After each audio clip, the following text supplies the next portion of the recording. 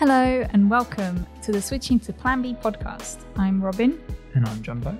And today we'll be reviewing the 2021 F1 season. Tires are okay for Plan B. We've had a month since the last race and we're now ready to go through the season. We rewatched all the race highlights to remember what happened and found some interesting points to talk about. There was so much that happened that we won't be able to touch on everything. We will be able to talk about the main points of the season, as well as giving out some awards and a quiz at the end that you can play along with. Yeah, should be good fun. So to start off, what did we think of the season as a whole? I don't think we could have asked for too much more, to be honest. We had a bit of everything. Yeah. A really good title battle that was controversial. And then some new race winners, some interesting results. Some disappointments, just a bit of everything.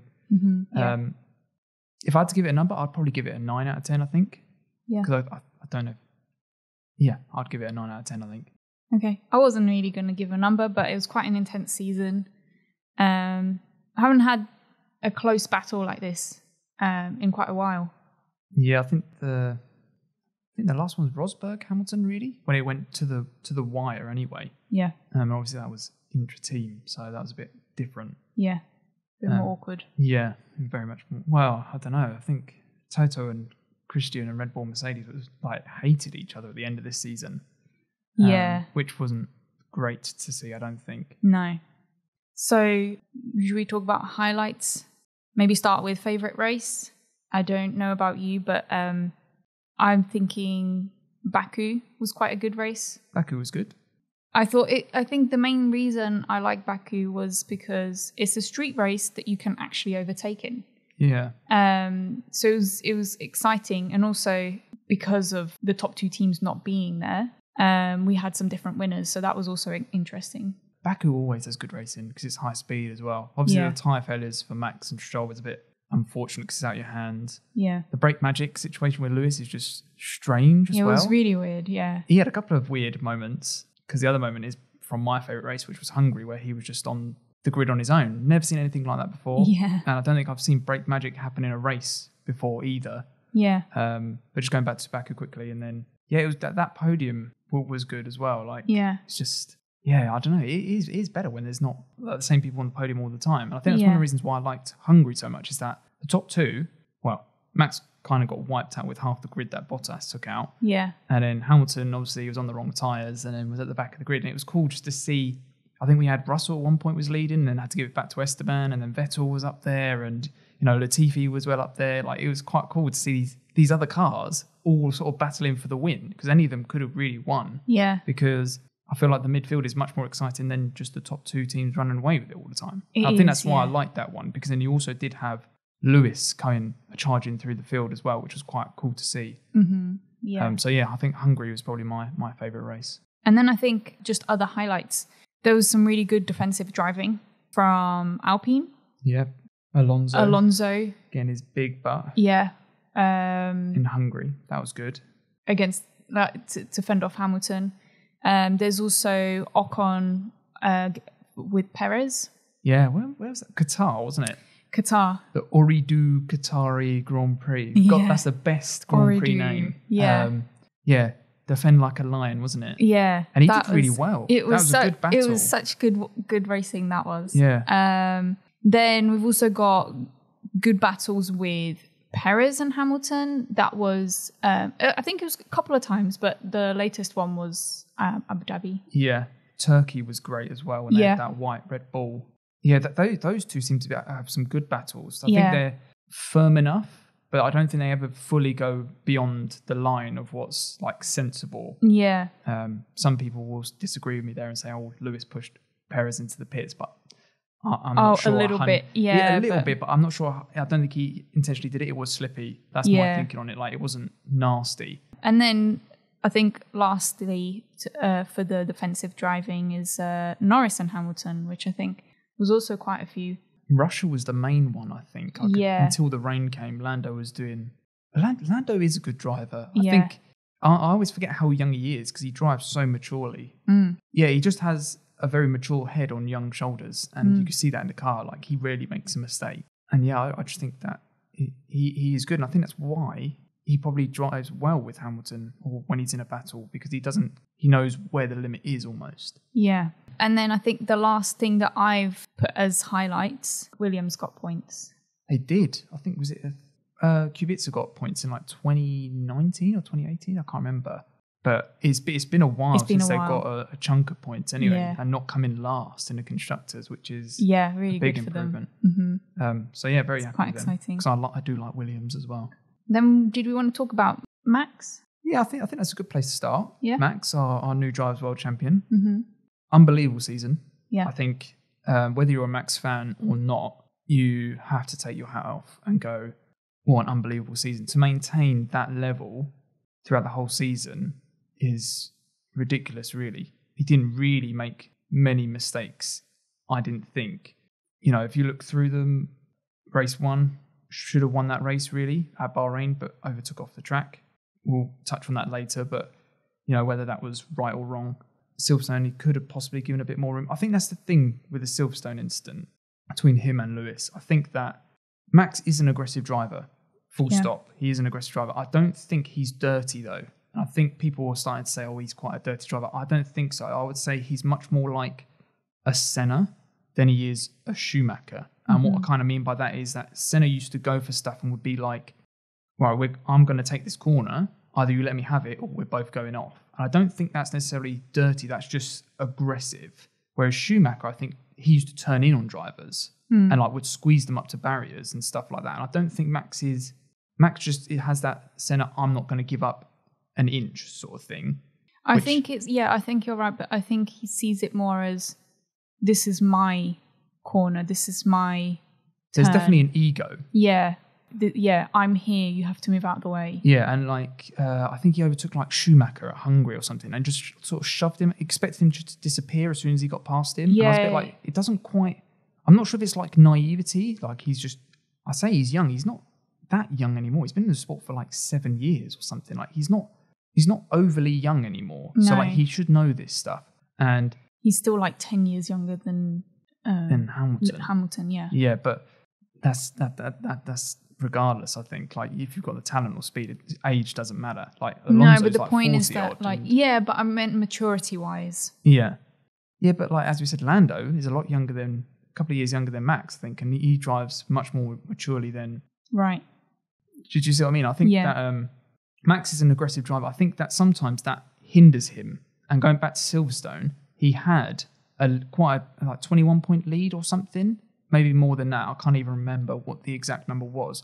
He didn't need to be ahead in lap 1. I feel like the Red Bull package, he won the sprint race. I feel like the Red Bull package was good enough to at least secure second and only lose 7 points to Hamilton or 8 points with a faster lap, whatever.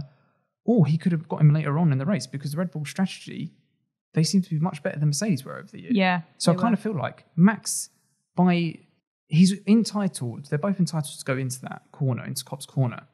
But did Max have to do the overtake? Did he have to be as aggressive? And part of me think just a wiser head might have gone, I've got much more to lose here. And the reason why I think Lewis was so aggressive at that time of the season is because Red Bull just won 5 races in a row and they needed to make sure Lewis had nothing to lose. He had to win that race to stay in the championship. That's how bad it was getting for Lewis. For Lewis. And I feel like 99 times out of 100, Lewis goes out that race as well. I think that's the other thing that people forget is that when he's making contact at that high, yes, I think Lewis probably was more at fault and got the penalty for it, which I think was just. But only because of the red flag, he actually stays in the race and goes on to win that race. Yeah, I do also think that both drivers were probably thinking that the other one was going to back out. Yeah, and I think with Max being so aggressive early on in the season, Barcelona, Imola, Hamilton sort of yielded. Yeah. And even at Monza, which was the next time they collided. But Lewis yielded in those situations where he kind of thought, okay, I've got more chances to come back later in the race. It's lap 1. I don't need to do that. Mm-hmm. But Max never fully got that because if you look at the Monza incident between the two of them, Max, for me, should have yielded. He should have gone off the road and just taken the escape route. Yeah. There isn't a gap there. I don't know. Was it Perez did the same? Yeah. Or, yeah. Yeah. He went through the... But then he didn't give the place back, which was weird. Yeah, that was another thing. But the point was that he went through the escape road almost sort of thing. Yeah, so I kind of feel like that one, Max is his own worst enemy, because he could have, if he did yield on the Silverstone, he probably could have tied up the championship before we got to the last race. He didn't. Do you see what I mean? I feel like he had such a comfy lead that he almost didn't need to do some of the silly stuff that he ended up doing. Yeah. And then obviously it leads to Brazil. I think every time I've seen it, I still don't know how he got away with that. How he got away with going off the track, essentially taking Hamilton with him off the track, and got away without a penalty. I don't understand. I still can't comprehend how that's not a penalty in my eyes at all. Yeah. And then Saudi Arabia is just a bonkers race. Like, this just total disregards for the rules at some point. The Saudi Arabia one, you see the best and worst of Max, because when he's aggressive at one of the restarts, he gets Ocon and Lewis in a move that I think there's no way anyone else would make that except Max, because he's an aggressive driver. Yeah.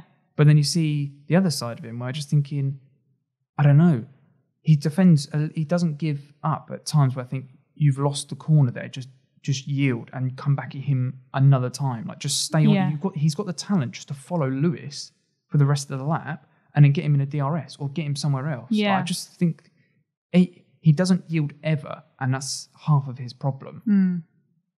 And I think that's where, if he does start learning how to do that and he starts to get more mature, he could be unstoppable. Yeah. Max. He's that good. So we've been talking about Max, and I think the only thing that I wanted to bring up was Silverstone being the first incident. I kind of feel like that's where it was a turning point for the season, where Red Bull behaved really badly. So bad. Really bad. And it kind of set the tone, I think, for the rest of the season, where you had now fans very divided. You had the teams possibly like not really respecting each other anymore. I would agree with that. I think that Mercedes should have taken the high road, I think. Yeah. And I think they did a little bit in Silverstone, but I can't fully remember. But throughout the season onwards, they lost it as well. They lost their head. Like, Toto was swearing at the cameras and stuff. This is normally a cool, calm, calculated, everything's methodical. And he's lost. He's gone so emotional that he's lost everything. Yeah, I don't know. I think the team principals were almost the worst bit of it. I don't think the drivers actually were anywhere near as bad as them. No, because they'd come out of the races and they'd shake hands. Yeah. And like, at the end of the season, you can see there's mutual respect by them, but I don't think that mutual respect exists between Toto and Horner and Red Bull and Mercedes at the moment at all. Yeah. Which is interesting, because normally it's the other way around, I would say. Yeah, normally you'd probably say the drivers are a little bit more, and they're getting calmed down by the team, where it's almost seems like the drivers were much more calm and in control than the teams were. Yeah. Which is strange, I think about that. That's quite a strange thing for it to be like. Should we move on to talk about Lewis? I think it's only makes sense if we've talked about Max, talk about Lewis. He hit 100 wins this year. Yeah, phenomenal achievement, really. Yeah. I think he's got pretty much every record you could. I think the only one... Well, we were laughing about this earlier in the seasons, because he's even got the most second places in F1 history as well. We Googled it because I thought Bottas could have been it, but it wasn't. It's Hamilton by miles. It's like 67 second places as well, or something ridiculous. And the only one he hasn't outright got is the world titles, where he's still tied with Schumacher, I think. That's the only one that he hasn't got. And then it's a few like what they call, I think it's Grand Slams, where you get like pole, fastest lap and a race win or something like that. And he hasn't quite got that. I want to say it's either Senna or Clark or Schumacher is slightly ahead of him on those. Okay. But most of the stats, he's either thereabouts, or is top, which is ridiculous. Yeah. But this year he wasn't as good as normal. I'm not sure if it's because Mercedes went on point. Their car seemed to be a struggle this year. I feel like Lewis was saying it at the end that it was really difficult races to try and get the most out of the car. And if you look at Bottas, he was sometimes nowhere. Yeah. If he got in midfield, Bottas was literally just sat there the whole race. He couldn't do anything. No. But yeah, I would agree that I think sometimes when you're on the top for so long, things just didn't add up. Obviously, that regulation change that came in affected the low rate cars. So that was Aston and Mercedes were the two that got hit by that hard. Yeah. It was only until like the last 4-ish races where Mercedes seemed to understand the car that you actually start to see the true performance of that car. Yeah. And obviously they had what they called the spicy engine in, which was the, you know, it'd just been cranked up to 11 because it only needed to last 2 or 3 races. But yeah, I don't know, even their strategic calls, which things that wouldn't affect the car, or like Lewis saying he might have long COVID or whatever, which is, you know, he may well have done mentally as well, being in lockdown and stuff like that. You know, drivers from people, the whole team probably did struggle a bit with that to a certain extent. Yeah. But the strategic calls I thought were very un-Mercedes-like. Yeah. Just not with it at all this season. More panicky. They seem to me more like a Ferrari where they're not really sure what they're doing. Yeah. It's just strange calls. Like, even in the last race, I know that they were in a worse position than the Red Bull and the Max behind, but there were times where they could have pulled Lewis in for a fresh set of tyres. Yeah, and they didn't. And they didn't. And I get or why they they did didn't. a weird time, or... Turkey, I think, was a weird one as well. Like, it just seemed it was, I don't know, it wasn't quite, things weren't moving on the same, they weren't on the same page. No. Things weren't working together. Yeah. And, and even things like Bottas's pit stop in Monaco, where the wheel nut didn't come off. Yeah. That is really bizarre, especially for a top team. Like, you kind of expect that from someone like Haas, maybe, but from a top team like Mercedes, that's quite unusual. But yeah, I think it all probably accumulated to Lewis. He did have some phenomenal performances. That drive in Silverstone after the accident where he basically went last, I think, or was quite far down the field and came through. Brazil as well was unbelievable. We did get glimpses of him being phenomenal. He does a lot better when he has that 10th and then has to work his way up the grid. Back on the wall, sort of. Yeah. He does so much better and it's so much more interesting to watch as well. But it's weird, isn't it? Than starting like second or first. Yeah. He just whinges about his tyres for the whole race. Yeah. I don't get why he does that so much. It must be like a secret message or something, because then he always goes like and does the fastest lap. Yeah. So I'm not sure what it is, but it does come across like they're all a little bit whingy. But Lewis does seem to whinge a lot. That I can get why people don't like that. There's so many memes. Yeah. But I generally don't think it was Lewis's best year. No. And I do think overall Max probably was, on the season as a whole, I think Max probably was the better driver. It's incredible that Lewis, for me, and that Mercedes won the constructors, and 2, that Lewis was even there, because I just don't think that they were anywhere near as good as they have been in previous seasons. Yeah. So the next topic is the 2021 rookies. Yeah. So we've got Tsunoda, Mazepin, and Mick. Okay, so at the beginning of the season in testing, Tsunoda was doing really well. Mm-hmm. It was looking like he was going to be the one to beat sort of thing. Really fast laps.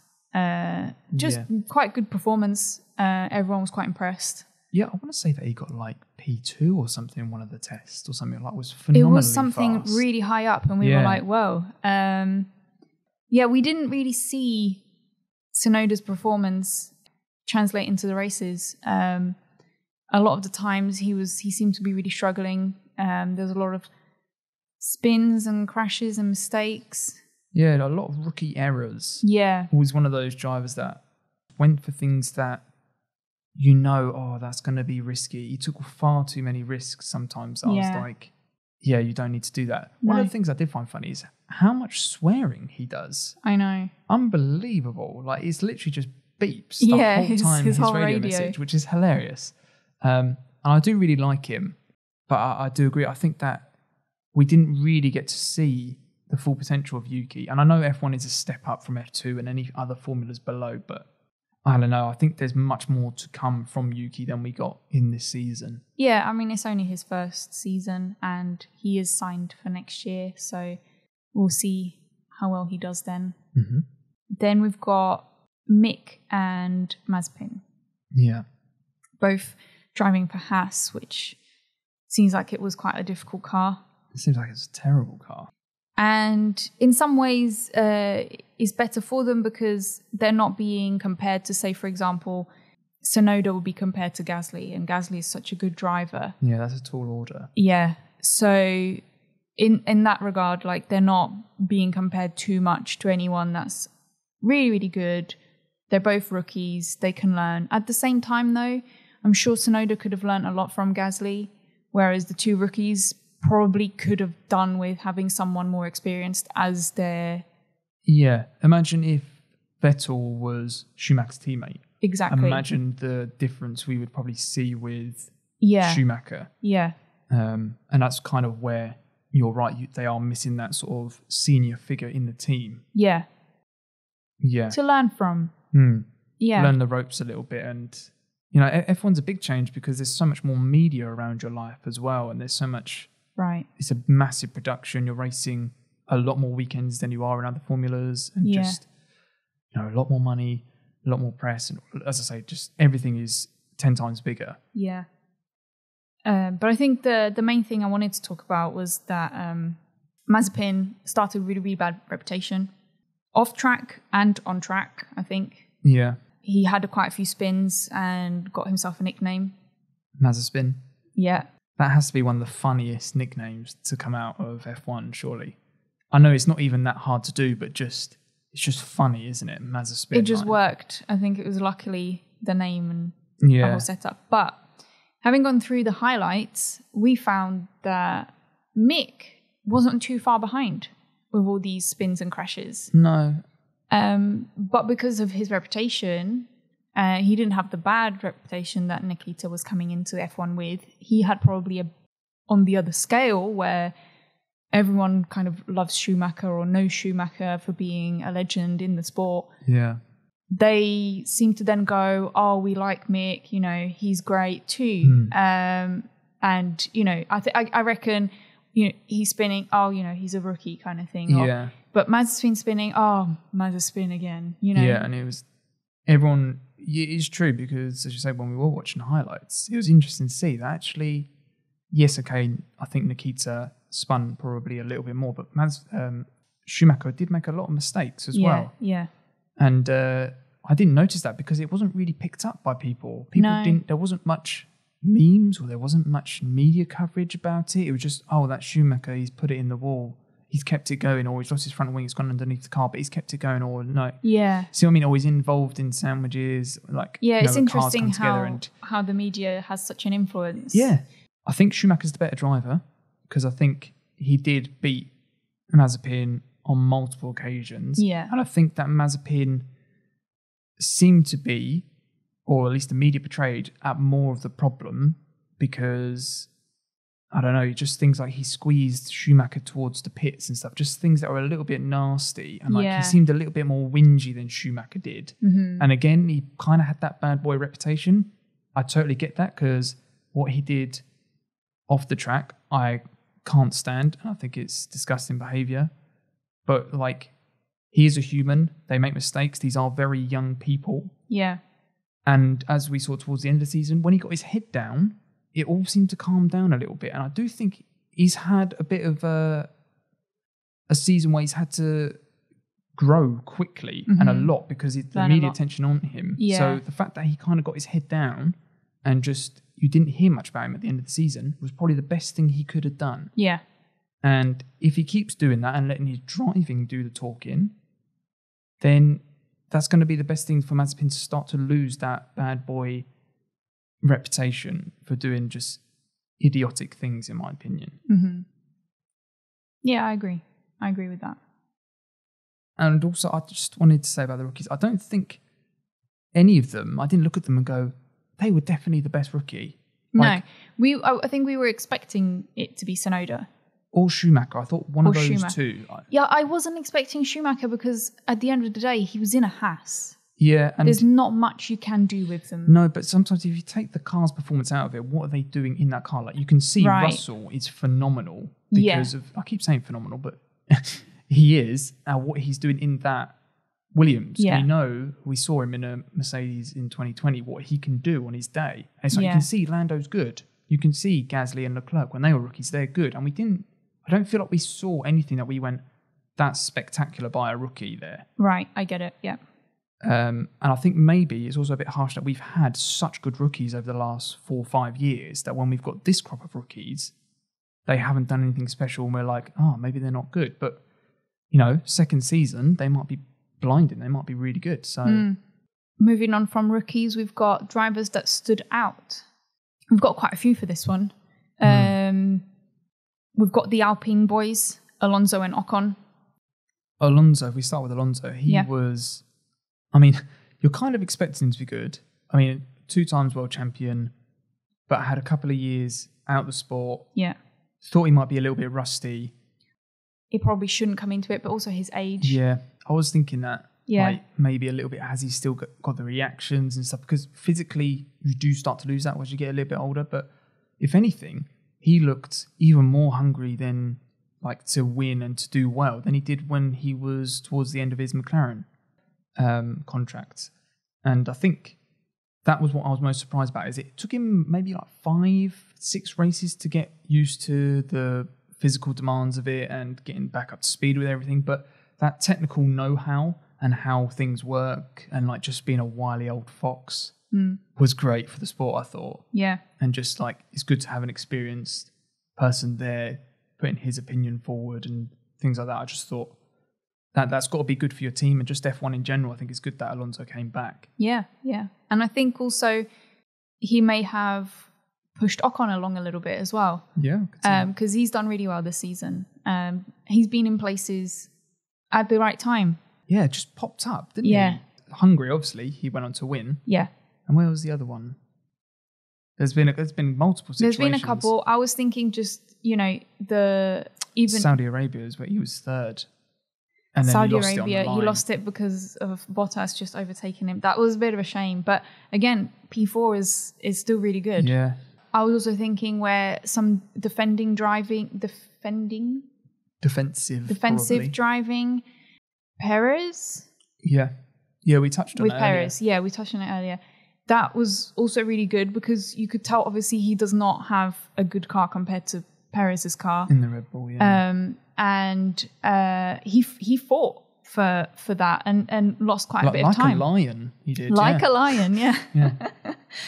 Which was really good. So they were worth mentioning. Then we've got Norris, who just stepped it up from last year. Yeah. Such a good first half of season. Feel like he didn't do as well with the second half. Few factors that maybe not all his fault, but just didn't seem to get as high as maybe he wanted. No, and I think maybe the Russia loss, he should have won that race. Yeah. And I wonder if that played on his mind a little bit. Maybe. Because it would a little bit. You were that close to getting a win, your first win. You put it on pole. Just multiple things. You're having such a good season up to that point. And I think that was the not last good thing that he did this season, but it's the last memorable thing that I can think of. Russia. Yeah. It's sort of, I don't really remember him doing the Ferraris just took off. They did, that. Yeah. So we didn't really see McLaren's so it's not necessarily Russell, but then, that's Lando, the next. What did I say? Who said Russell? Russell, sorry. So then Sainz moving to a new team, now at Ferrari. Yeah. Managed to finish a champion in 5th, which is really good. Yeah. We obviously like Sainz, but if someone said Sainz would finish above Leclerc and Ferrari would finish third, above McLaren, at the beginning of the season, I would have said, no chance. Yeah. But fair play to Sainz. I think he is very underrated. Yeah. Because we can see what Leclerc can do on his day. Yeah. I don't think he had his best season, but Sainz was very impressive. As you say, coming into a new team, we've seen other drivers struggle. Switching teams, and he just seemed on it, didn't he? From race 1, really. Took him a couple of races to get set, but you could see what he was trying to do from race 1. Yeah. I also wonder if he was obviously at Toro Rosso when he first started, then went to Renault, then McLaren, and now he's at Ferrari. So he's been through 4 very different teams. Yeah. I wonder if that kind of helps him in terms of adaptability almost. He's just able to pick things up quicker. Yeah. And maybe that's where he sort of thrives, is when he's almost a dark horse. People aren't expecting him to do that well. And then he just does well. Maybe. Yeah, that's actually a good point. Next, we've got Gasly. He's another one though, isn't he? Yeah, I mean, we don't hear much about Gasly, but he's always up there, isn't he? A lot of the times he's P4, P5, P6. AlphaTauri got the highest in the constructors that they've had. Mm-hmm. A lot of it due to Gasly's points. Yeah. So that's really good.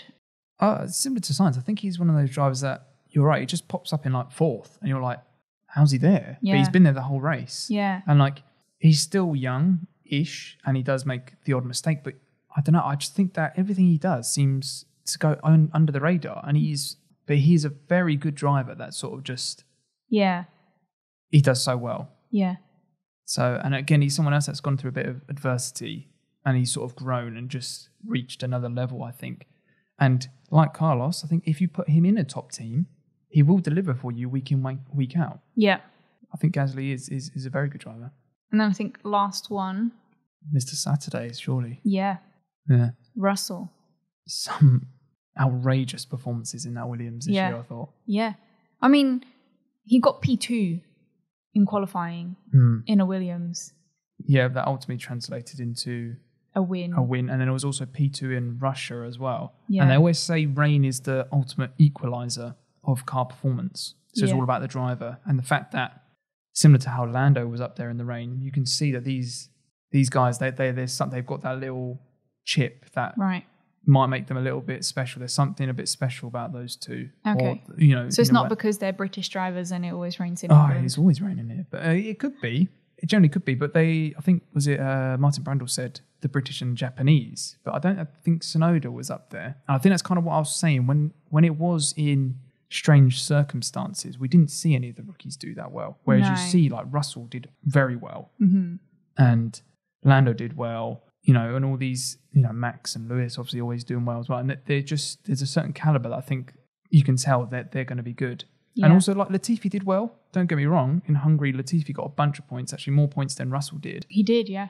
But I just think what George can do on his day is far superior than most of the drivers on the grid. Which will be interesting to see next year. Yeah. Sprint races. Boo. We had 3. We did, yeah. 3. The only one that I think was good was Brazil. Yeah. But then you mentioned that might just because Hamilton was at the back of the grid. Yeah, I genuinely think that. I think that, if anything, that one good sprint race, which was Brazil, just showed the fans that we should be doing reverse grids for sprint race. Because how good would it be if the Haas boys were at the front and you've got the championship contenders at the back and they've got to get past 18 cars to try and win? Yeah. And on the last lap, it'll probably balance out. So it'll be somewhere like, I don't know, Alonso in an Alpine is actually in first and Hamilton's got to try and get past with Alonso getting his big booty out and just trying to block him all the time. Like, that's what you would get, and that's what you want to see. And then all the other nonsense going on in the middle in a third of the length of the race. I just think that is, I know there will be accidents and whatever, but that would be so much better. And if you give them proper incentives for the sprints, not 3, 2 and 1 for the podium, that's rubbish. Give them proper points. Maybe even make it his own competition. I don't know. But it needs to be something, because there needs to be an incentive to overtake. Yeah. Yeah. At the moment, it's like, this is just for qualifying. If you're happy with your position, let's say Gasly gets 4th, he's probably thinking, I can't really get the top 3. Perez is probably, or Bottas or Perez is probably somewhere down the back. They're probably coming for me as well. Yeah. I just want to hold on to this 4th. Yeah. Because I'm not going to get any points, because I know I can't get the top 3. And that's all he's going to do. Yeah. So then it's boring for him. There's literally no incentive for him to go, I could go and get some more points. Or, do you see what I mean? Like, there's no strategy involved. The tyres, it seemed that if you literally put on the softs, you would do very well. Carlos got 3rd from putting on the softs. Bottas won a couple of races by putting on the softs. So it's a bit like, if they do it next year, everyone's just going to put on the softs. Exactly. Although it might be different because of, you can actually overtake, hopefully, in 2022 as opposed to 21 with the dirty air. So maybe sprint racing might be better this coming year. But last year, I felt it's very gimmicky. Yeah. It felt like this is a moneymaker because all the media outlets, Sky, Liberty Media, who own F1, they were like, the numbers are fantastic. And it's like, yeah, because you've overhyped this thing. Yeah. But I generally, as a bit of a purist of F1, I didn't think it added anything. And I found it weird that qualifying was almost half irrelevant. But that's what I liked about qualifying is that it's a one lap. You have to go out there, do your business, and it's a different skill. Like Russell can do it, but on a Sunday, he's sometimes not as good. Do you see what I mean? Like, I think that's probably more down to the Williams than Russell just himself. Thinking that. But I just think that it's a different skill set than just can I race? Yeah.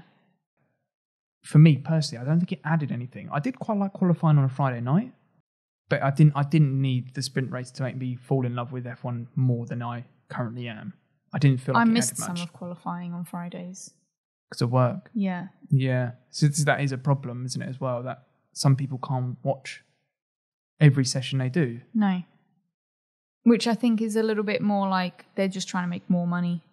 And it kind of feels like, I don't know, is it for the good of the sport or is it more for entertainment?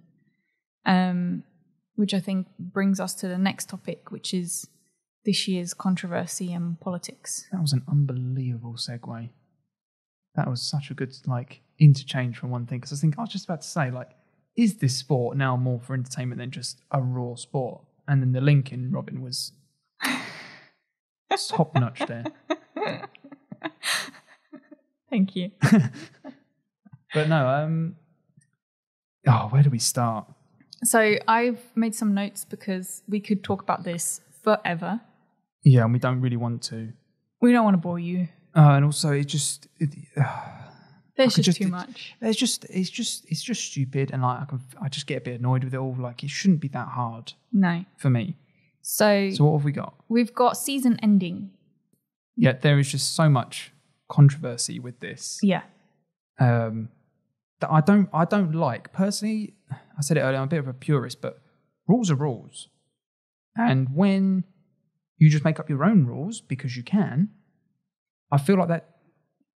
It's not a sport. You're not playing by the same rules as everyone else knows. And don't get me wrong, Max was phenomenal. Max probably did deserve to win on a whole over the season for me. I thought he was a better driver than Lewis this year. Yeah, I feel like both deserve to win. So if Lewis won, I wouldn't mind it. And the fact Max did, I don't mind. But the way he won, I do have a problem with. Yeah. Because there's two situations I see. Well, three, if you're looking at it realistically. One is to red flag it, which you don't see that often, but Michael Massey has done it a lot this season. Yeah. So when Latifi's crashed, red flag it. Fine. Then you give everyone an equal opportunity, 5 laps to go, everyone's on the same tyres, a little race towards the end. Very, improv, entertainment factor. Yeah. But that's much better than what actually happened. 2, you don't let the lap cars go, but we have 1 lap of racing. Yeah. So it was Max and Red Bull's decision, or whoever's decision was to pit Max, that he has to live with that. That's option number 2 for me. Number 3, you let the lap cars go, and the race ends under a safety car. Yeah. That's the rules. Mandatory lap to go around. Yeah. Michael Massey makes up stuff. We've actually got a question from one of our listeners, Unpufo. I was wondering if it wasn't for the title fight, would they allow the lap cars to go through? And that's kind of what we've been talking about here, where it feels like the decision was literally because of the title fight. Yeah. Where these new rules were made up just to see Max v Lewis last lap. And I think it's a little bit unfair because Max had new tyres and Lewis didn't. But it's not even that. For me, it's the scale of it. Lewis was on old hards, which are going to be so slow at that point. And Max is basically on a qualifying setup. No fuel in the car. Yeah. Brand new softs, pretty much. Or scrubbed softs. So they haven't done that many laps, whatever. Yeah. There's only going to be one outcome. Yeah. Because the performance difference is ridiculous. Exactly. He could have easily been 2 seconds a lap at that point of the race. So, yeah, the fact that it's literally been handed on a plate. I mean, don't get me wrong, Max still got to make the move done. He does it really early. Surprise, caught me off guard that he did it that early. He's very much... He's an aggressive driver. I wouldn't have expected anything else, though. I still thought that he would have got a bit of a slipstream down the straight or something. Right. But anyway, the fact that the FIA basically single-handedly dictated this whole season result because of that one decision by one guy, that just seemed wrong to me. And there are multiple factors that are going into that. And I'm sure you probably got that written down there about Horner and Toto constantly berating him. Yeah.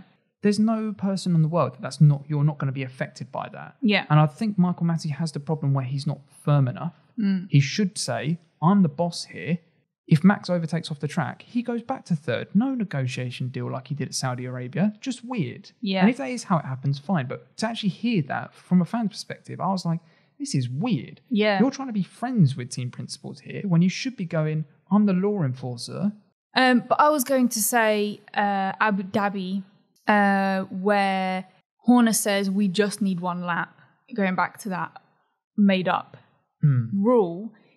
That could be another thing that Michael Masi in the back of his head is going, okay, if I just fix it so that they get one lap, that's all they need, not thinking about what he's doing. Does that make sense? Because they have now influenced what his decisions are. So it's almost like, yeah, it just hinders the process if they're allowed to speak to them. And also you can hear, I think he says to Horner, there's a couple of things I want to mention. The first thing is he sort of says to Horner, I'm trying to clear this up first and then I'll deal with that sort of thing. Yeah. And it's like, he's got so much going on that one, the team shouldn't be able to talk to Michael Masi directly. I've said this before, I feel like there should be a structure to it so that there's people that they talk to who then give their opinion to Michael Masi or something. And Michael Masi literally oversees multiple people that deal with the team principals and deal with the safety cars and the stewards and all of that. That's how I would have implemented it, because then you're not so immediately influenced. The other thing I was going to say is that they did say before the race that they're going to try and make sure it doesn't finish under a safety car. But I feel like that's wrong, because it's almost like Murphy's Law, isn't it? They said we don't want it to finish under a safety car, so it's not going to finish under a safety car. Even no matter what, as Mpufo said from the question, if that wasn't a title fight and that was a normal race, if that was race one of the season, that ends under a safety car. Yeah. 100% that ends under a safety car. What was the next point? Track limits, probably? Overtaking and track limits. Yeah. I think they kind of go hand in hand. Yeah, I think Overtaking when it's outside of track. Yeah.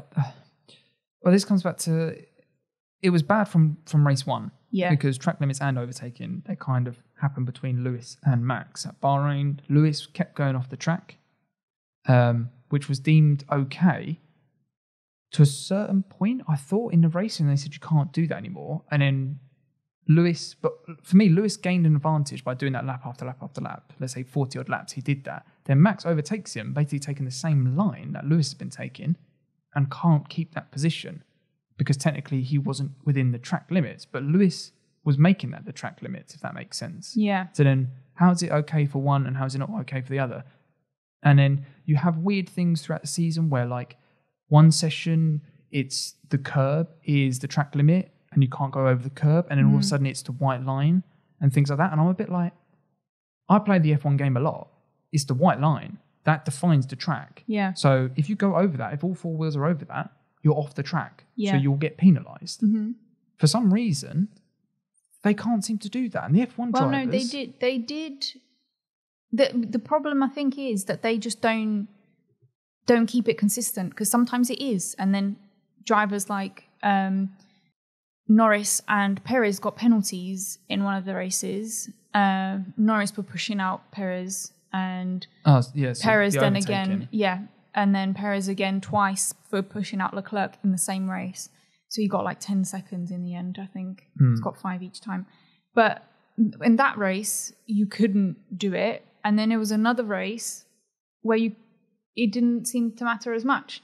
And that was the one with... And then I feel like Alonso picked up on this or got annoyed about it. Yeah. And he then started overtaking... It was Russia, wasn't it? The track limits, where he sort of went off. And I did that, but I assume you're talking about the USA Grand Prix with Kimi and the Alfa Romeos as well. Yeah, I was talking USA, yeah. Yeah, where that was all a bit... That was just strange, wasn't it? It's almost like he was waving like black and white flags saying there's a problem here with track limits, because he was really sarcastic over the radio going, yes, I've got past Giovinazzi, even though he full well knew that he's going to have to give that space back. Exactly, But he was more flagging it because Kimi was off the track when he got past him. Yeah. Even though I kind of feel like Alonso kind of forced him a little bit wide, so there wasn't really anywhere to go for Kimi. Yeah, but I mean, that's where the rules need to have whether you're not allowed to push them away, because that's another thing where there's I don't know which race it was, but so one of the Austrians, Leclerc overtakes Alonso, and the commentator said he did well because he left the car's width. And that doesn't seem to, well, this is me adding it, but that doesn't seem to apply in all the races where you need to leave a car width space for the person next to you. If you're pushing them out, should that be penalised on the person being pushed out? Should that be penalised on the person pushing them out? I feel like it's difficult, but when all the racing that I've ever seen, especially in the modern era, is that you have to leave a space. Yeah. That's kind of like a gentleman's etiquette. It's not like it is actually a written rule, I think, but that didn't seem to apply at certain points of the season, which I thought was weird. And then the Max and Brazil one, he's forced Lewis off the track and gone off himself. So he's out of control. Yeah. But got away without having a penalty. But then, as you say, like the Austria race where Sergio and Lando got penalties for forcing a driver, it literally seems and they were minimal compared to the way that Max went. Yeah, and I kind of feel like if that's a gravel trap there, one, they probably behave very differently, and two, I don't know, it's almost like it seems that if there is a gravel trap there, that's when you're going to get a penalty. But if it's a runoff, it's fine. Or maybe they should all be gravel traps. I think they should. I don't get why you have these big runoffs, because drivers are like little kids. They will push the limit as far as they can get away with it. If you put a wall there, in Monaco, you can't go past the white lines because you hit a wall. Yeah. So I'm not saying we put a wall everywhere because it is a little bit boring, but maybe put grass or gravel traps again like we used to have. Yeah. I don't, it wasn't a problem. And gravel traps are safe because they slow the cars down. Yeah. So I don't fully get why. Yeah, I don't know. They really need to tighten that up. And Rosberg said that on the Sky coverage. 2022, they need to tighten up everything that they're doing. The communication, the track limits, the overtaking, the rules really need to be tight. And I think, we're about a month after the finale, and there's loads of question marks about if Lewis is going to come back. I'll be really surprised if he doesn't. But I think a lot of this is because the FIA hasn't come out and said anything yet. Yeah. And we're only, 2 months away from testing now? I know. So, how long is it going to take for them to go, these are the new rules and this is what we're actually going to abide by and this is the new structure? It can't be that difficult for me. If we can sit here and kind of say what needs to change, I know it's easy for us because it's not an actual structure, but I don't think the idea is to change it that hard. Because I think that's the thing. If you've got the idea of what is the standards, what is the racing, what rules do they need to follow, then it's easy to just set up the rules. They may take a while. Half of it's also the enforcing of the rules, because I feel like the rules are written there, but they just seem to be skewed. I think we talked about stewards as well. Why in this day and age, why is there different stewards each race? Yeah. Because what one steward did at Austria then hasn't been applied to in Brazil. Exactly. So it's like people have different outcomes on the thing. And I'm not saying you have to fly them to every race if they can't make it, but they can video conference in. They're probably fans, so they're going to be watching it anyway, so they could just give you their opinion over the phone. Or you could see the data or whatever. Do you see what I mean? It may be that they have to be, because in one of the races, it was Silverstone.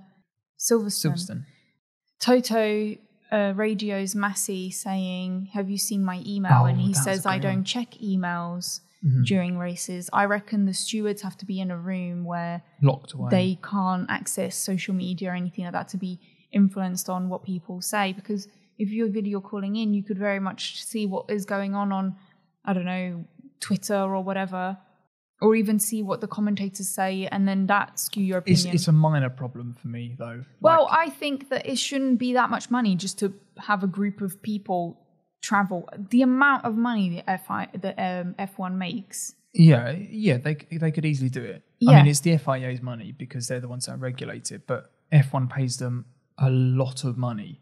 And they should be making sure that they have stewards that are doing the right job. And it's not that the stewards haven't done a good job, it's that because they're always different. They have different views. My perception of something written down is going to be very different from yours. Yeah. So if I then make a decision based on that, do you have to follow what my decision was, or do you make your own decision? And that's where a lot of discrepancies happen. And even though there are written rules that are written down, the FIA still found a way that Michael Massey was allowed to do what he did.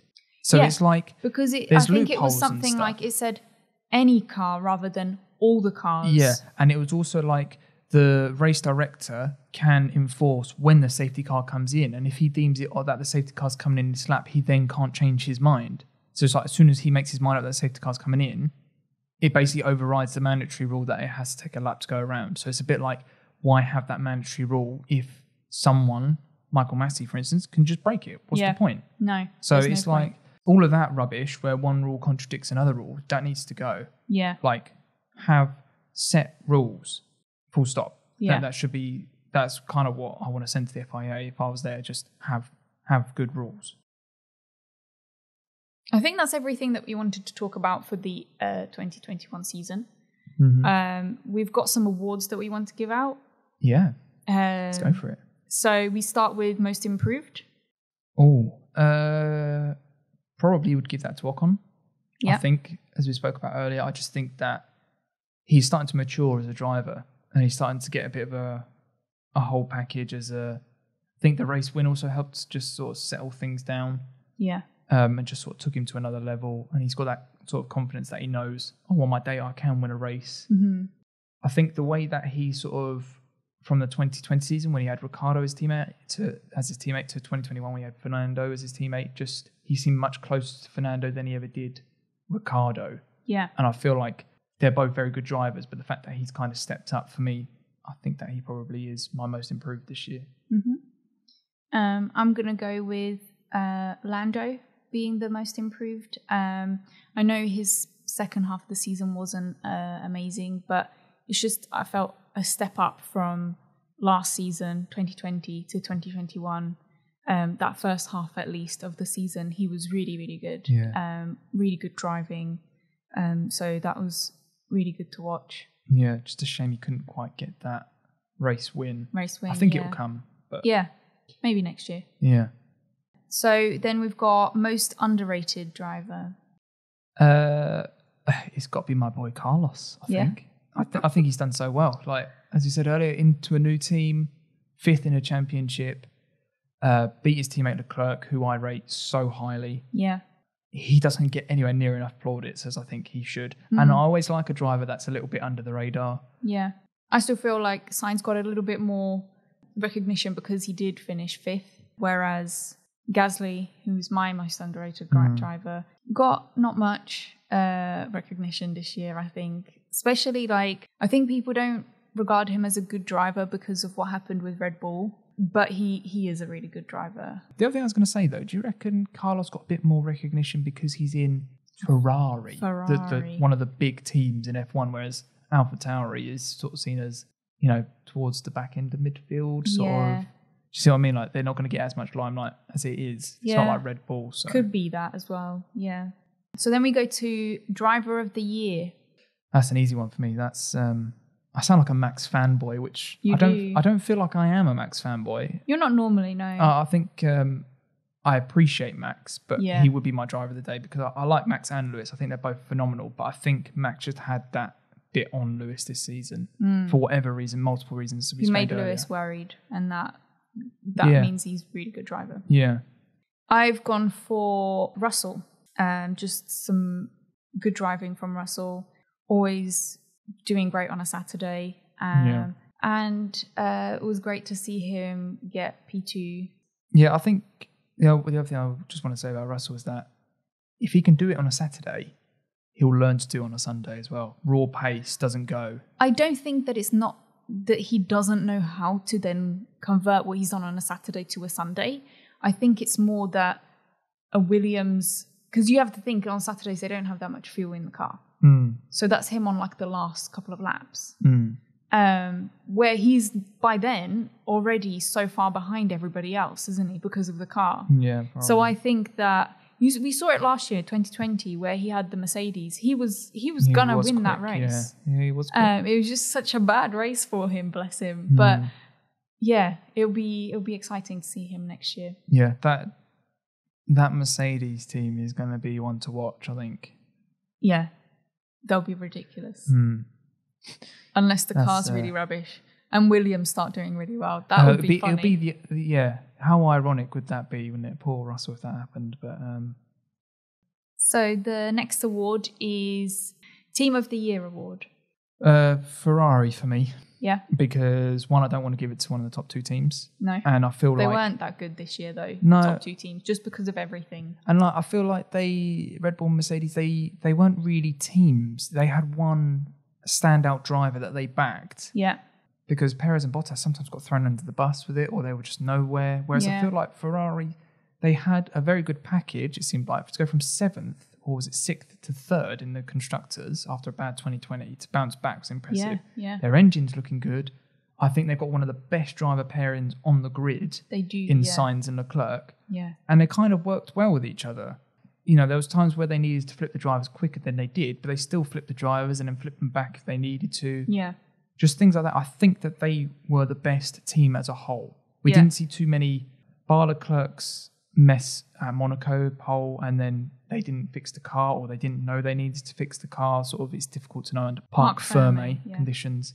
Other than that, I think that they were just very good as a team all year, which was very un-Ferrari-like, I thought. I wasn't gonna say a team because I couldn't really think of one, but I've actually thought Alpine was quite good this year. I wasn't expecting much from them because I don't know, they're just a midfield, mid-grid team, but I just felt like they, out of all the other teams, if you think about it, they did shine a little bit with some really good driving. They do seem quite on point with their strategities, and I do think they had now to... you mention it, they had actually an all right season. Yeah. Yeah. I think that, I don't know if it was better than 2020 for them, though. And that's kind of why I think I went more towards Ferrari, because from where they were to where they are now. Yeah, that makes sense. I was kind of just not wanting to pick the same as you. So I thought I'd think of something else. Yeah, no, that's fine. And you're right with that. I think that they did have a decent season. Fail of the year. Should I go first for this one? Yeah, go on then. So my fail is Bottas taking out half of the grid. Hungry. Yeah. Yeah, that was a bit of a clumsy one, wasn't it? Bowling ball Bottas. Yeah. I was going to say the FIA, but I just feel like that's too easy and too broad as a fail. So... And not as funny as mine. Yeah, and we're going to go back to Bottas for my fail then as well. Oh, and right. that is at Zandvoort in the Netherlands Grand Prix, where he had to abort his fastest lap and still took the fastest lap away from Hamilton, who then had to go and do it again. So he couldn't even abort his fastest lap attempt, unfortunately. I kind of feel like that was just 2 fingers up to Mercedes, because I think at that point he knew... he wanted to... I think he just did his fastest And it does make you laugh that Lewis goes, oh yeah, he's my best teammate. And I was thinking, sometimes I feel like he's not really trying to help Lewis half the time. I think that he inadvertently helps Lewis sometimes. I mean, I think it's more because they don't clash as much. I guess his previous teammate was Rosberg. Yeah. Yeah. What's next then? What's the final award? Biggest disappointment. Oh. So we both had one, but because we forgot to talk about Spa, do we want to bring that in here as well? I think we could bring that up as a big disappointment. It's not the disappointment I was going to go with, but... We can still say our ones. We can just also bring up Spa. I think... Spa, it wasn't a race. No, it wasn't a race. And it annoyed me a lot that... One, we had to wait there for hours to literally see nothing. And I get that can happen, but the way that they dealt with it, it felt like they just let the cars go out just to classify it as a race, so they could literally money grab from the fans. So they couldn't get a refund. No. And like all of that stuff. And they didn't have to commercially, reschedule. They didn't have to reschedule and all that. And I just feel like that's a bit of a joke. Yeah. As a sport, that makes so much money. And like you look at some of the people in F1, like Lewis is on a massive contract. Lawrence Stroll is a billionaire. Nicholas Latifi's dad's billionaire. Nikita Mazepin's dad, billionaire. There's so much money in F1 that do they really need to take it away from the fans as well when it's not even a race? Like it doesn't sit right with me. The FIA this year, just can't stand them. I think they've done such a bad job. And I hope that that's not a trajectory that we're going to go on with F1 now, that it's just going to be like this from now on. I really hope that they sort themselves out for next year, because it's not going to be enjoyable to watch. I don't know. The FIA need to do one this year. I just feel they do need to sort themselves out. Yeah. Anyway, that wasn't my biggest disappointment. No. My biggest disappointment was Aston Martin. I just feel like everything was pointing towards this could be a really good season. They've got Sebastian Vettel, a 4-time F1 world champion. They've got a lot of money coming in. Aston Martin with all its heritage. They did a big launch and all of that. It looked good in the dark green. A little bit of pink was all right as well, I thought. And it all just sort of fell over. And they finished like 7th or something. Like the car was not anywhere near as good. And I don't know, it's just such a big disappointment. Are you just comparing it to Racing Point though? Yeah, a little bit. But also the fact that you've got Sebastian Vettel, who you look at he won titles at Red Bull. He's been at Ferrari for multiple years. He's a phenomenal driver. I said phenomenal again. He is an unbelievable driver. He did really well at the beginning of the season. He did do very well in a car that I think was difficult to drive. Yeah. But I don't know, it just seemed like everything was going forward and it just went backwards. Yeah, but I think it was because they stopped. They also did stop developing the car, and they annoyed me a little bit because they were whinging about the rules and stuff. And I was like, rules are rules. You can't really change rules back just to help 1 or 2 teams. Yeah. And also the fact that it was a bit of a weird situation what they did in 2020 as well with like copying Mercedes and all of that. So yeah, that annoyed me a little bit. But I just thought Aston Martin looked like they were going to do something in 2021. I do think they're my dark horse for 2022, which we probably will get onto. My biggest disappointment was Dino Ricardo. Yeah. He did get a win, but he was nowhere up there compared to, say, Norris.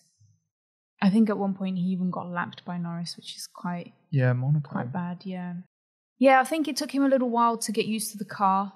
Yeah, I don't know. It was quite disappointing not see him. He just didn't seem like the Ricardo we know as well. And I don't know if that's like lockdown as well. He hasn't been back to Australia until just recently now, where he had to do 2 weeks isolation. So he hadn't seen his family for a long time.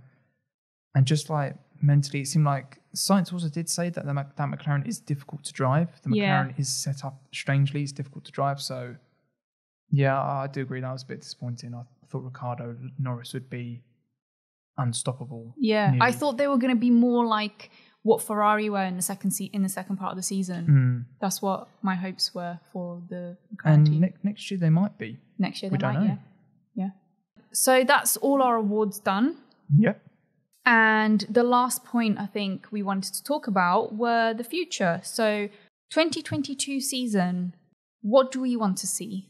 Well, we're obviously getting the big regulation change that we've wanted for a little while. Yeah. That hopefully should make the racing better, which should make it a bit more of a spectacle. Hopefully not one team will dominate or 1 or 2 teams dominate. It will be a bit more, I don't know. Essentially, we want what the midfield battle is right at the front or throughout the field. That would be really good to see, because then it is more like, what do these drive? What can the drivers as opposed to like... Because it's quite boring when you just see like Hamilton, Bottas, Verstappen, or Verstappen, Hamilton and Perez. Or it's just, it's the same, you know? And that's what I think our favourite races were the ones where Hamilton and Verstappen weren't really anywhere near them. No.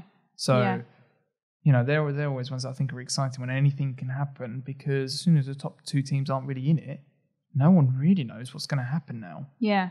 It's normally just a good strategy call, or it's normally a good bit of driving. That's someone's just feeling it that day. The car's working well with them and stuff like that. And that's more what I think is entertaining. So if the rules can do that, then I think F1's going to be in a good place. Yeah. And if the FIA can sort themselves out for the 500th time saying that in this pod. Yeah. We've also got Hamilton versus Russell. Yeah, that's going to be... Oh, well, we mentioned that earlier. I think that is going to be spicy as well. Yeah, I think that there could be fireworks there, because although Russell is like a Hamilton fanboy, this is assuming Hamilton's coming back, and I'm 99.9% sure Hamilton will be coming back. Yeah. I can't see him not knowing Lewis, but he won't want to go out like this. The way it's gone out, I can't see Lewis going, I'm going to let them win. He doesn't. No. So he'll be back. I think his quietness is more that he's just taking a break. He's probably waiting to hear back from the FIA what it is that they're planning to do. And if he wants to be whether it is going to be a sport. Because if it is just wild cards here and there, it's more entertainment. So maybe he doesn't want to be part of that. Yeah, and it's not wrestling. It's F1. Yeah. And we need to remember that. This is the pinnacle of motorsport racing. So yeah. Unless you're going to make all motorsport scripted, you can't have the number one at the top be scripted. So no. And it's also not a reality TV show, even though we do have Netflix, Drive to Survive. Which is very close to being a reality TV show. That's why I mentioned it. Is the drama that brings is not what the sport should have. No. That show is a separate thing. Although I do enjoy it. It's interesting to see what happens behind the scenes in the races and the opinions of the drivers. But I don't feel like they need to add as much drama to the everyday races that we have. No, and to be honest, I don't think they really need to do much for 2021 anyway. They don't, no. Anyway, just going back to Russell and Hamilton, because that's where we got lost on. Yeah. I think that's going to be really good to see. I think that is definitely up there with, in driver pairing, up there with the Ferrari boys, the McLaren boys, I think, in terms of that is a very strong pairing. Because I think you could say Red Bull, but I don't think Perez is quite on the level as Max or can really get anywhere close to Max. No. He's more like a Bottas and Hamilton situation. I think that is more like. But I think that's what top teams like, though. Yeah. And that's why it's interesting to see Russell in Mercedes, because he's going to get a couple of race wins, I think. If that Mercedes is half quick, as it's been over the past 8 years, Russell will easily get a couple of wins. Yeah. From Hamilton as well. It'll probably take them from Hamilton. But it will be, if the title fight isn't as close with just Hamilton and Verstappen, I think that will be okay. Yeah. I mean, if we can have a 3-4-way title battle next year, that would be amazing. So good. Yeah. That would be really good. Is there anything else we want to see for 2022 season? Said no changes to the calendar. It would be nice to go back to Australia. I think Canada as well. We haven't been. I love Canada. That's one of my favourite tracks. Probably my favourite track, Canada. I think we're also going to go to Japan. I'd like to, Suzuka. I was going to say, we haven't been to some great tracks for a long time. It's been very European-centric. Although it is disappointing that we're not going to Portimao and we're not going back to Turkey, because I thought they're great tracks. Yeah. And we will do a podcast on this about the calendar and the different tracks we could go to. Yeah. So this next part is the quiz by Jay. Yes. So I did a quiz, everyone, on BBC Sport. And it's basically a review of the season. Yeah. A bit like what we've done here. There's 10 questions. Mm-hmm. And I'm going to quiz Robin on them. And you can play along if you want to. There is one question which I think they've got wrong, though. So just a heads up, Robin. Okay. So I'll get one wrong. I think so, because, we'll get there. We'll be fine. But I only got 8 out of 10. So obviously I didn't do as well as I thought I was going to. But so 8 out of 10 is what we're aiming for, realistically, if you want to beat me. If you want to be the best on this pod, 8 out of 10, Robin, is what you got to beat. Okay, so question 1 in the end of season quiz is, Lewis Hamilton won the Sao Paulo Grand Prix, but what grid position did he start from?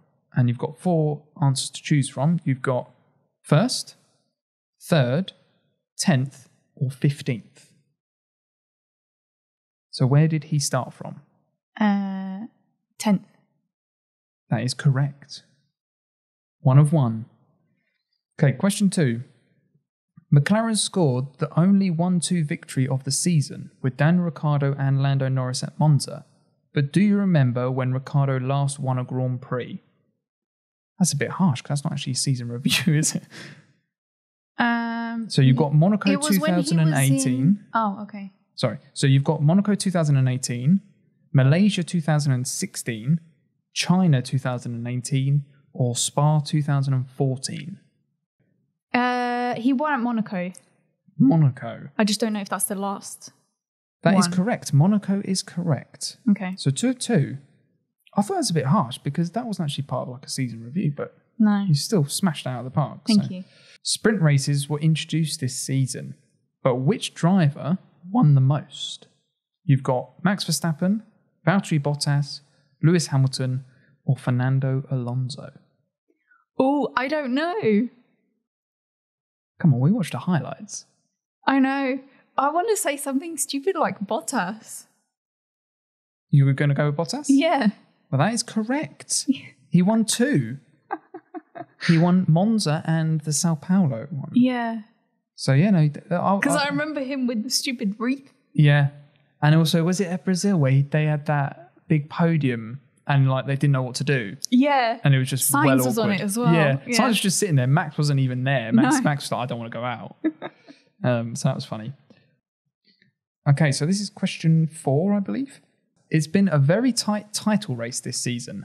At which race did Verstappen take the lead from Hamilton and by how many points? So was it Monza by 10 points, Monaco by 4 points, Portugal by 18 points, or Spa by 1 point? So this is the first time that Max took the championship lead. I'm going to go with Spa. Spa 1 point? Mm-hmm. That's incorrect. It was before Spa. It was Monaco. Monaco. Because Hamilton had a shocking weekend where he finished like 7th. Yeah. And Max won his first race at Monaco.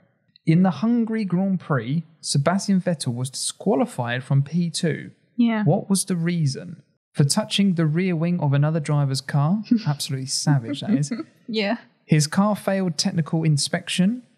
He took his seatbelt off too early. He didn't finish the race with enough fuel. Last one. No fuel. That is correct. Okay. Question 6, I believe. How many points did Williams end the season with? 0, 19, 40, or 23? This is one that I got wrong. I was going to guess 17, and that's not any of the... No. I'm going to go with 19. And that's exactly what I did, and that's wrong. 23. It's 23. Oh. Yeah. So was that 2 wrong so far? Oh, yeah, just rub it in. I got 2 wrong. So I have to get them all right from now on. To match. Mm-hmm. How many laps were officially completed in the Belgian Grand Prix during heavy rain? You've got 10, 4, 8, or 1. So for me, this question was wrong. Yeah, because I was going to say 2. Yeah. 8 is really just a guess. No, apparently BBC Sport thinks it's 1. Oh, was the first one an outlap and then 1 as a race? I don't know, because officially, this is what I was confused by. Officially, they had to complete 2 laps. And on the highlights, Crofty says we've done 2 laps and they're going to red flag the race again. Because it's at the end of lap 3 that they actually come in. So technically, I don't even know if they completed the 3rd lap. So I think it was only 2. This is the one I was a bit annoyed about because I don't think it's definitely not 1. It was definitely at least 2. Yeah. But yeah, unfortunately, that's not right. The Sao Paulo Grand Prix again saw Verstappen fined and Hamilton disqualified ahead of the sprint race. Yeah. What were the reasons? Hamilton touched Verstappen's rear wing and Verstappen was disqualified for a rear wing infringement. They both refused to race. Verstappen touched Hamilton's rear wing and Hamilton was disqualified for a rear wing infringement. They both were late to the sprint race. Verstappen touched Hamilton's wing and Hamilton's wing didn't pass technical. So that's correct. I thought that one was relatively easy. Yeah, they literally just swapped people around as well. And then stupid things like they both refused to race, as if that would happen. No. Who finished on the podium at the Azerbaijan Grand Prix after Verstappen's crash and Hamilton's lockup? Was it Hamilton, Bottas, Perez, Perez, Vettel, Gasly, Ricardo, Norris, Bottas, Vettel, Russell, Bottas? Perez, Vettel, Gasly. That is correct. And there's still another question, so this must be question 10 now. Kimi Raikkonen retired from racing at the end of this season. Yes. Sad times. How many career wins has the Finn had? It is hard. Again, this isn't really a season review one. I don't know how many. Kimi's been around for a long time. He has, but I'll give you the options. 30, 45, 12, or 21. 21. It's correct. So with 21 race wins. Not too bad. 7 out of 10.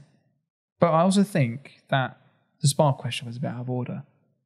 Because I think that's wrong. Yeah. Let us know in the comments if that's wrong. But I'm pretty sure it was two laps. Yeah, it was 2 laps definitely. they completed. That's everything for today. Hope you enjoyed our summary of the 2021 season. Let us know in the comments what your highlights were. And we'll be back soon with some more episodes. You'll be able to listen to the podcast wherever you listen to podcasts, like Apple Podcasts, Spotify, or Google. And also you can comment on YouTube if you're listening to this on YouTube or you just want to ask us a question. We reply to questions on YouTube and Apple Podcasts apparently as well. Robin's telling me is another place where you can leave questions. Anywhere you can leave a question, Feel free. And hopefully you'll be in one of our podcasts. So yeah, obviously you guys mean a lot to us. So any questions, hopefully we can get them in there for you. All right then, so we'll catch you in the next one. Take care, everyone. See ya.